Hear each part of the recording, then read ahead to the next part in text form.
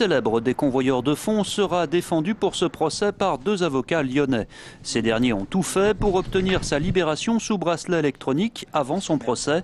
En vain, Musulin comparaîtra donc détenu. La justice n'a fait aucun cadeau pour le moment à Tony Musulin. Pourquoi ? Parce que on imagine bien que dans l'esprit des juges et des procureurs, Tony Musulin ne doit pas devenir un symbole. Pourtant, on le voit sur Internet, on le voit dans la rue, les gens soutiennent massivement Tony Musulin. Ça peut choquer, ça peut contrarier, mais c'est une réalité.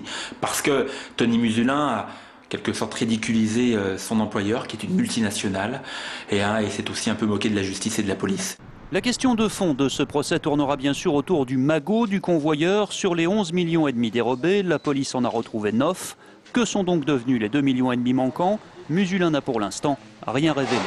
Il a toujours affirmé qu'il n'avait pas connaissance du devenir de cette somme d'argent. Alors, on va nous dire que c'est un peu facile, mais moi je rétorquerai cet argument parce que nous avons demandé à ce qu'un recomptage des billets soit effectué.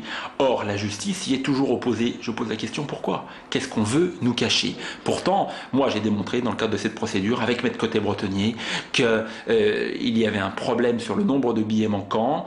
Personne n'a voulu recompter, on nous a refusé les demandes d'expertise, les demandes de reconstitution, et vous savez, chose extraordinaire, entre la Banque de France, la police et la société Loomis, il n'y en a pas un qui est d'accord pour nous dire combien il y avait de paquets de billets. C'est extraordinaire. Poursuivi pour vol simple, malgré l'importance du butin, Musulin devra aussi répondre de tentatives d'escroquerie à l'assurance pour avoir déclaré le vol de sa Ferrari 6 mois avant celui du fourgon. Il risque au maximum 5 ans de prison.